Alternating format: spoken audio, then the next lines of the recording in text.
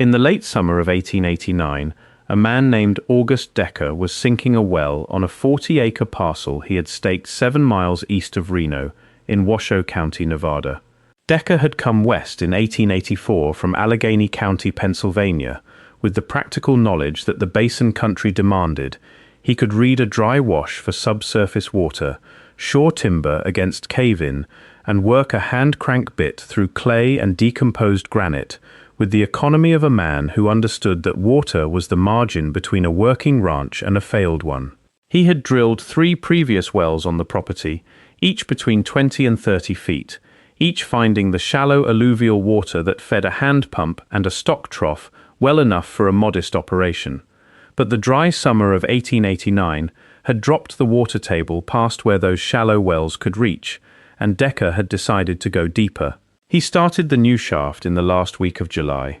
By the end of the first week of August, he had gone down 32 feet through topsoil, through a layer of caliche hardpan, and into the grey volcanic ash that underlies much of the western Great Basin.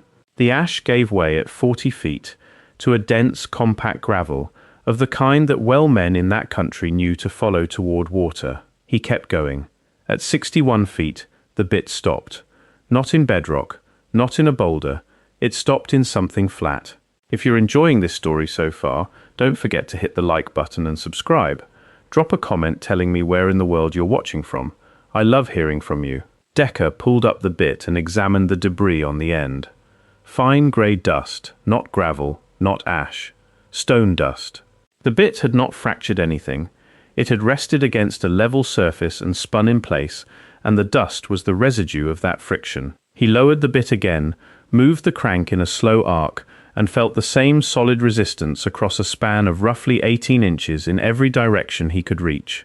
He sent for his neighbor, a man named Thomas Grubb, who had sunk wells across 3 counties in Nevada, and who arrived the following morning with a longer core bit and a better sense of what the ground sometimes held. Grubb went down on a hand line, lit a tallow candle, and spent 20 minutes examining the floor of the shaft. He came back up and said 4 words. "It is dressed stone." What Decker and Grubb were looking at, by Grubb's account, written down 3 weeks later, at the request of the Washoe County Recorder's Office, was a continuous surface of dark stone cut into rectangular slabs. Each slab, as best as Grubb could measure, with a folding rule in a 61-foot shaft, was approximately 2 feet by 3 feet. The joints between them were tight, not caulked, not mortared, simply fitted, one edge against another with a tolerance that Grubb, who had worked in Pennsylvania coal country before moving west, described in his statement as cleaner than a floor he had seen laid by a mason in Pittsburgh. The surface was level, not approximately level, across the full diameter of the shaft, which Grubb measured at 32 inches. He could find no joint wider than a knife blade. He ran his thumbnail along 2 of the seams and felt no catch, no variation in width from one end to the other, and when he pressed the flat of his palm against the dressed face of the nearest slab, the stone was cold in the way that stone is cold when it has not seen air or light in a very long time. The stone was not the grey rhyolite or the loose basalt of the surrounding terrain. Grubb described it as dark and fine-grained, heavier than it looked when struck with a knuckle, with a surface that had been worked smooth on the upper face without losing the sharp geometric lines of the joints below. He pried loose 2 chips from the edge of one slab where Decker's bit had already disturbed the material. The chips were dark grey, almost black, with a fine crystalline structure that Grubb, who had handled ore samples across most of Nevada, said he did not recognize as any stone type he had worked near. They were not obsidian, which both men knew on sight. They were not the local volcanic material. Grubb held one chip up to the candle flame for a full minute and said it did not look like anything the basin country was supposed to have. What made the depth stranger was context. The county well records for the decade, preserved at the Washoe County Clerk's office, show no other hand-dug or drilled well in Decker's Township reaching past 47 feet before 1889. 61 feet was beyond what any settler in that immediate area had managed. Decker had gone deeper than anyone around him and found something that should not have been reachable from above, because nothing in the record of human presence in that country had ever been placed that far below the surface. Decker wrote a letter the following week to the office of the Nevada State Mineralogist in Carson City. The letter is preserved in the Nevada State Archives today, filed under a category that translates as Unusual Surface Reports, a folder opened in 1871 and closed, without formal notation, sometime before 1910. The letter runs 4 pages, written in a hand that is careful and unhurried, and it describes the stone floor with the same material specificity that Grubb's witness statement provides. Decker included one of the 2 chips wrapped in a piece of cotton cloth. He asked whether the state mineralogist's office could identify the stone type, explain what would bring work stone to that depth in that stratum, and whether anything comparable had been encountered elsewhere in the basin. The office of the Nevada State Mineralogist in 1889 was held by a man named Henry Strohn, appointed to the position 4 years earlier, who had built a methodical reputation on survey work along the Comstock Lode and in the eastern Nevada silver country. Strohn received Decker's letter. His office log, which survives at the Nevada Historical Society in Reno, records the receipt of a communication from A. Decker, Washoe County, on the 14th of August 1889 regarding a subsurface stone formation. The following entry in the log is dated the 22nd of September 1889 and concerns an entirely different matter, a mine survey in Lander County. Between those 2 entries, 39 days pass without a single line of notation. Strohn's log had been maintained without interruption from 1885 onward. There is no other gap in it anywhere in 8 years of continuous record. The 39 days that open after the Decker letter arrived are the only unaccounted period that log contains. The stone chip Decker sent is not listed in the specimen inventory attached to that log.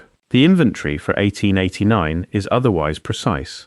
Every specimen received that year is catalogued with a source name, a collection date, a location, a material description, and a disposition note recording where the specimen went. Decker's chip has none of those things. It is simply not present. A geologist named Ward at the University of Nevada, who reviewed the mineralogist's archives in 1931 as part of a regional survey project, noted in his working papers that the inventory for August and September of 1889 appeared to have one missing entry. He underlined the observation. He did not pursue it. His survey, published in 1932, makes no mention of the Decker letter or the stone formation beneath it.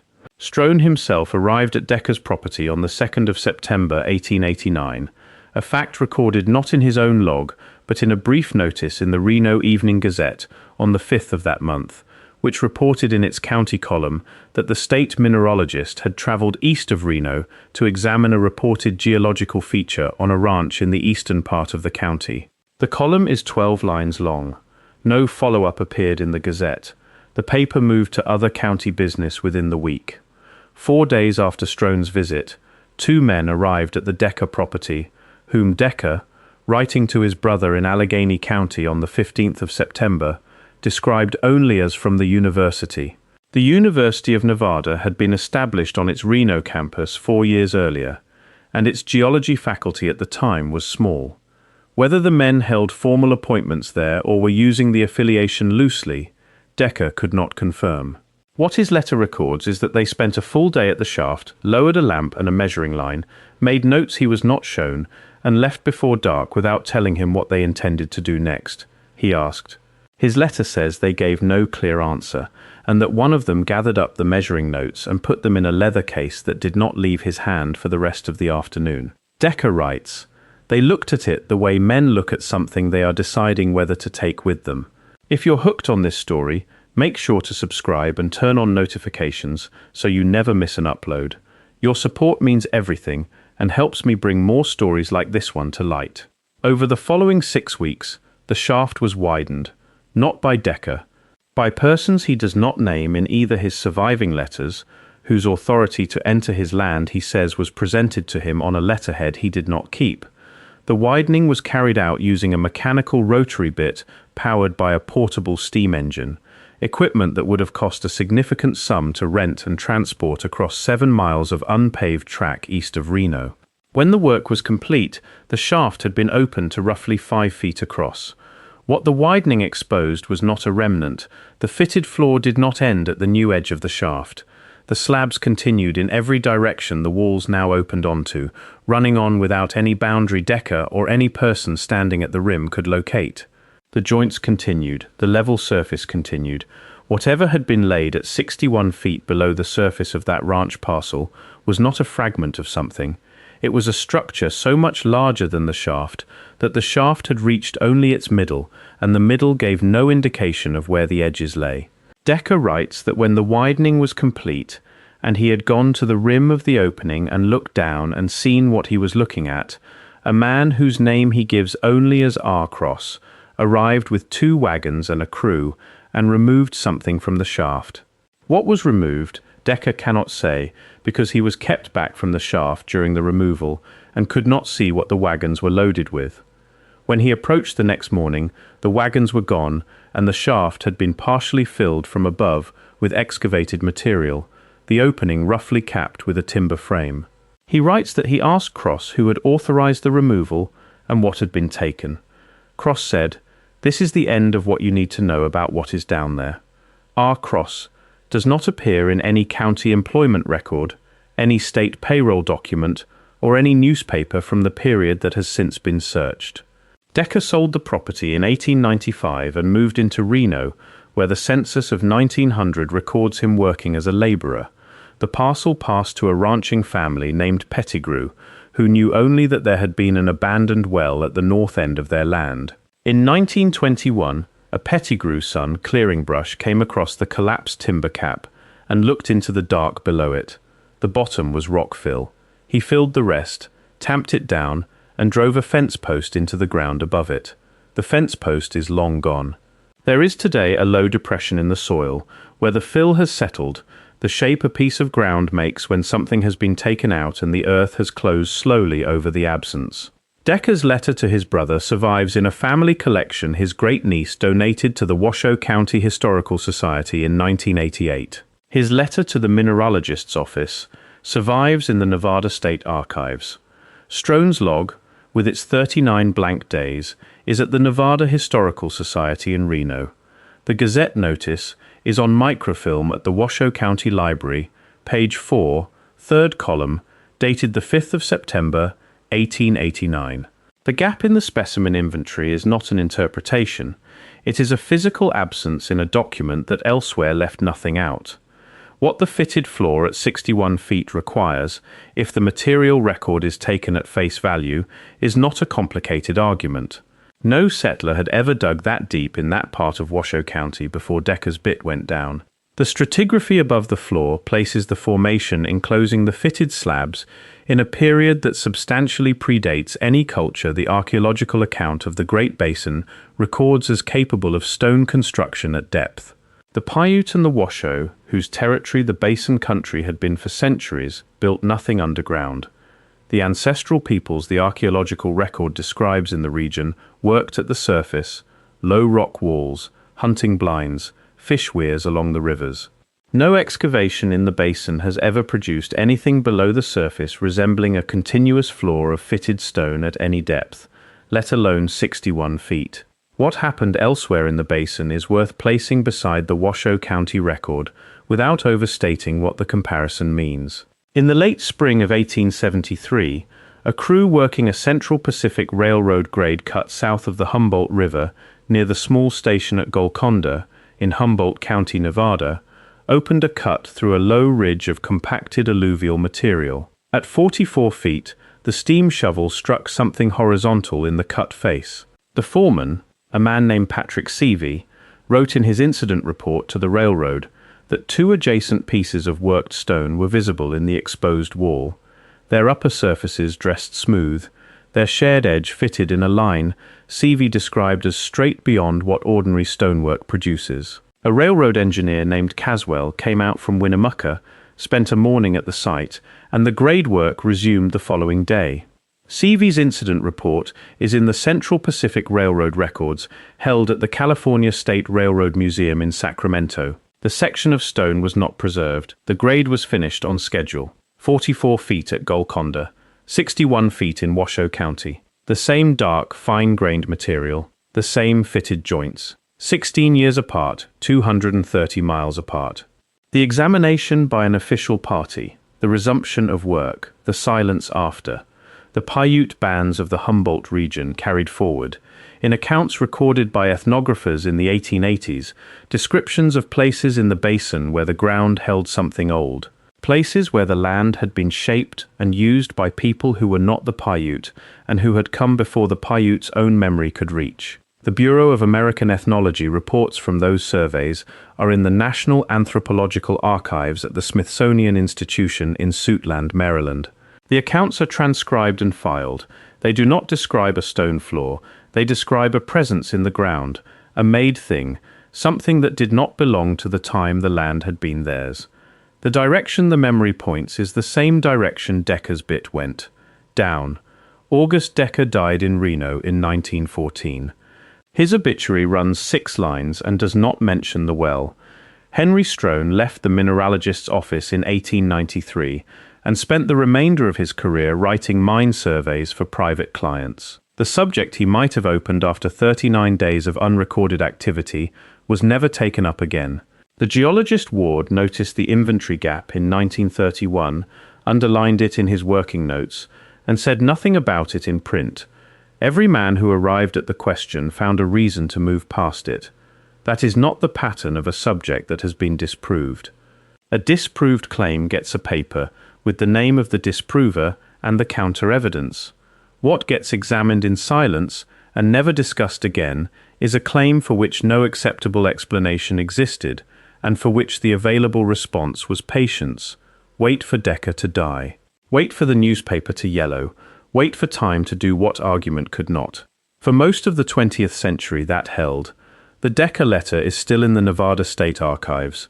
The Strohn log is still at the Nevada Historical Society. The Gazette microfilm is still at the Washoe County Library. The materials survive because they were never important enough to destroy, and destroying them would have required acknowledging that they existed. The floor is still there. The fill poured in above it did not touch it. Stone at 61 feet, under a century and a third of overburden, does not move. The slabs are still running out in every direction past any edge the shaft was ever wide enough to find. The joints are still tight. The surface is still level. The stone is still whatever dark, fine-grained material Grubb held up to a tallow candle in August of 1889 and could not name. And Decker's letter is still in the archive, 4 pages in a careful hand, beginning with the date and the location and the depth, ending with his name at the bottom of the page, and asking between those 2 points a question that no official body has ever formally answered. What is the stone? How did it come to be laid in fitted slabs at 61 feet below a Nevada ranch? Who put it there, and when? And what were they building that required a floor that wide? The record has kept that question open for 135 years. Not because the evidence is weak. The evidence is in 4 separate archives in 2 Nevada cities and 1 Sacramento museum. The evidence is as durable as paper and microfilm, and a logbook kept by an appointed official who wrote in it every day for 8 years, and then, for 39 days in the late summer of 1889, did not. The question stays open because the answer has not been allowed to be said, and what cannot be said does not disappear. It waits, the way the floor waited, in the dark, under everything that has been piled on top of it, patient in the way that stone is patient, holding its level and its joints and its silence until someone with a bit and enough time decides to go deep enough to find it. Thank you so much for watching until the end. If you loved this story, check out the other videos on your screen now. I think you'll really enjoy them. And don't forget to subscribe if you haven't already. See you in the next story.